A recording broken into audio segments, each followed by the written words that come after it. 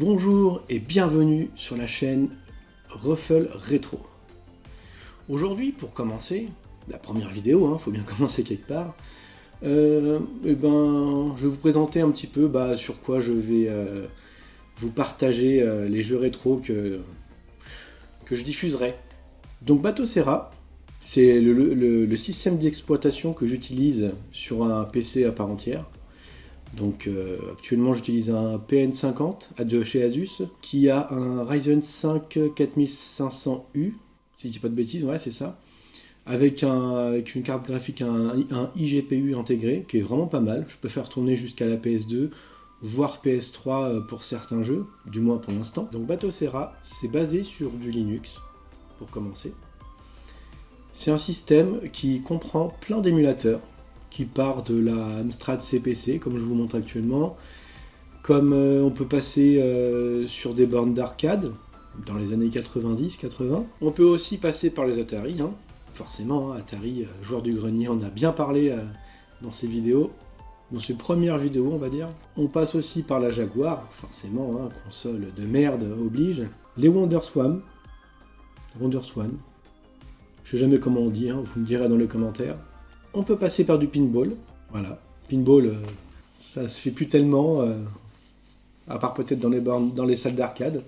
ColecoVision, Commodore 64, Amiga 500, Amiga, il y a plein d'autres consoles Amiga, la Amiga CD32, Super Cassette Vision. Alors il faut savoir que j'utilise Bateau Serra en version 32 bêta. Il y a une version 31 qui est considérée comme stable, mais elle ne comprend pas cet émulateur-là. C'est pour ça que l'écriture est différente. Après, c'est un thème que j'utilise, mais ça, je vais en parler plus tard. ScumVM, c'est tout ce qui est point and click, un peu comme voilà, les petits jeux qui se présentent là sur le côté. Je connais pas tous les noms parce que voilà, j'ai pas vraiment grandi avec ça. L'Odyssey 2. À chaque fois, vous voyez, il y a les années de fabrication et de sortie. MS-DOS. Pas mal de bons jeux là-dessus, dont un Super Doom, forcément. MSX, qui était si je dis pas de bêtises, vous me reprendrez dans les commentaires, c'est une console qui a été éditée entre Microsoft et Sony. La PC Engine, jamais sortie en Europe, mais uniquement au Japon, avec de bons jeux. Pareil, tout ça c'est PC Engine, si je dis pas de bêtises. PCFX, plein de jeux japonais. Là on arrive dans ma catégorie favorite, chez Nintendo. J'ai grandi avec Nintendo moi. Donc voilà, la NES, la Famicom, la Game Boy, la Super Nintendo, la Virtual Boy, la Nintendo 64, la Game Boy Color, la Nintendo GameCube, la Game Boy Advance, Pokémon Mini, que j'ai connu en vraie version, j'en avais une, mais impossible de remettre la main dessus. La Nintendo DS, console que quand j'étais enfant je voulais absolument avoir. Là oui, console où j'ai jamais compris le délire de bouger en jouant. La Panasonic 3DO, Open Beat of Rage, c'est un peu comme du Street of Rage mais dans plusieurs versions faites par des fans. Il peut y avoir du Zelda, du Pokémon, du Mario, plein de trucs. Atomic Wave, c'est borne d'arcade aussi. Là on arrive chez Sega. La Sega SG-1000, prédécesseur de la Master System. Master System que j'ai eu quand j'étais petit, mais que j'ai malheureusement perdu dans un déménagement. Je ne sais pas où elle est. La Mega Drive, console que j'ai rachetée récemment. La Game Gear, j'ai eu étant petit, avec son gros bloc de batterie, parce que sinon, voilà le budget pile. Sega CD, Sega Saturn, une borne d'arcade Sega Model 3, la Dreamcast, la Naomi, pareil, borne d'arcade de chez Sega, la Sharp X68000, le ZX Spectrum de chez Sinclair, la Neo Geo. La Neo Geo Pocket Color. Solarus, qui est un système de RPG fait main par des fans. La PlayStation, une console que j'ai eue assez tard dans sa durée de vie. La PS2, console que j'ai eue... J'étais au collège quand elle est sortie, quand je l'ai eue. Très bonne console, hein, il y a eu de bons jeux dessus. PSP que j'ai eu assez tard, en 2007 à peu près, 2 ans après. Mais quand elle est sortie et que j'ai vu ça, j'étais vert. La Thomson. La Supervision, qui était un de chez Watara qui se voulait concurrente à la Game Boy, FAT. Et voilà, on a fait tout le tour des systèmes. Mais vous allez me dire, mais elle est où la PS3, elle est où la Wii U Alors il faut savoir que Batocera n'inclut que les émulateurs dont les consoles ne sont plus en vente. Style la Wii U, PS3. Oui, mais je les ai pas parce que la Wii U je l'ai en physique et la PS3 aussi. Et c'est pas des consoles, à part la Wii U, qui m'intéressent vraiment. Moi je suis plus jusqu'à la PS2, à la limite la Wii, pour ça que je l'ai mis. Donc pour la présentation des listes de jeux, ça se présente comme ceci. On a en premier les listes des jeux favoris avec la petite étoile. C'est les jeux que je joue le plus souvent. On a aussi tout le reste des autres jeux que j'ai pas encore vraiment testé. Il y en a plein. Il y a sur le côté un petit trophée, ça veut dire que les succès rétro sont disponibles, qu'on peut les activer, jouer avec, les débloquer. La petite disquette, ça veut dire que j'ai une sauvegarde instantanée, une save state.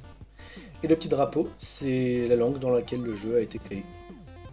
On peut voir aussi sur la droite l'importance de scraper, c'est-à-dire avoir la jaquette du jeu, avoir un extrait vidéo, avoir la description du jeu, avoir la note du jeu, avoir le type de jeu, si c'est un jeu d'action, un jeu d'aventure, un RPG, le nombre de joueurs, la date de sortie, le nombre de parties que j'ai fait, et tout ça. Après, on arrive dans le menu principal. Dans le menu principal, on a les succès rétro. C'est là où on voit tous les hauts faits qu'on a fait dans les jeux rétro. Dans les jeux, par exemple Super Mario Bros, Wario Land, Sonic. C'est pas forcément utile, mais c'est toujours sympa. Là, on arrive dans la section des jeux. C'est là où on a tous les paramètres pour modifier les jeux. La résolution en fonction des besoins. Paramètres des manettes, très important. Batocera est optimisé pour être utilisé à la manette. Donc c'est là où on vient configurer, associer une manette à chaque joueur. Par exemple, s'il y a quelqu'un qui veut joueur 1, et ben on lui met la bonne manette. Pareil pour le joueur 2. Paramètres de l'interface, c'est là où on va modifier tout ce qui est interface de Batocera, l'horloge, les thèmes, tout ça. D'ailleurs les thèmes, j'en ai mis quelques-uns. Celui-là c'est mon préféré, c'est le plus joli que je trouve à mon goût.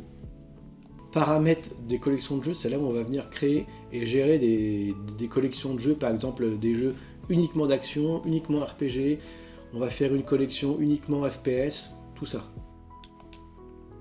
Paramètres audio, c'est là où on va venir gérer les paramètres audio, j'ai pas besoin d'en dire plus.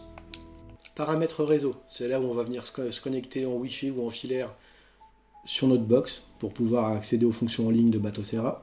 Scraper, ça pour moi c'est très important, c'est ce qui va servir à illustrer vos boîtes de jeux, vos collections de jeux avec des vidéos, des fanarts, des cartes, des manuels, tout ça. Mise à jour et téléchargement, c'est là où on va venir télécharger du contenu supplémentaire, des thèmes, plein d'autres choses et mettre à jour sa borne. Paramètres système, c'est là où on va avoir différentes informations concernant notre matériel et notre configuration. Voilà, donc s'il y en a qui veulent voir comment ça se passe dans l'information, donc là on a la version de Batocera. Disque utilisateur, c'est là où on va pouvoir mettre les ROM, les jeux et toutes les illustrations. Donc moi je suis déjà à 1 Tera,04 sur 2 Tera parce que c'est un disque dur de 2 Tera, mais bon. Format du disque, Ext4. Alors très important sur Batocera, il faut mieux éviter les formats de Windows genre FAT32 et NTSF parce que c'est pas très stable.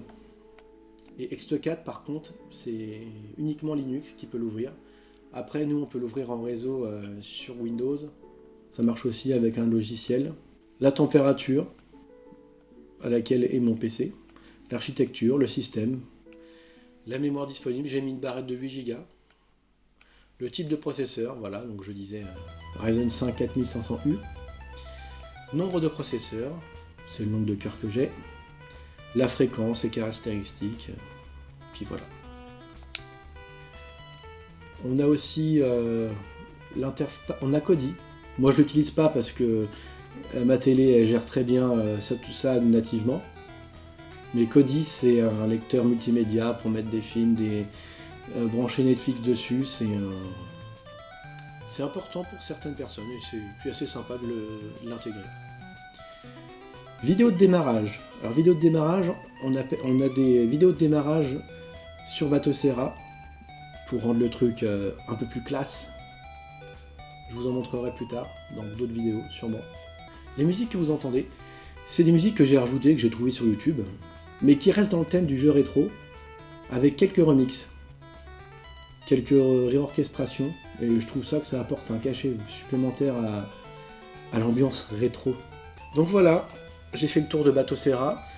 Merci d'avoir été là jusqu'au bout pour cette première vidéo. Donc si vous avez des commentaires, des suggestions à me faire, n'hésitez pas à les mettre en commentaire, je les lirai et puis j'essaierai de m'améliorer avec ça. Quand on débute, il faut bien commencer quelque part. Allez, sur ce, bon dimanche, bonne semaine, à bientôt.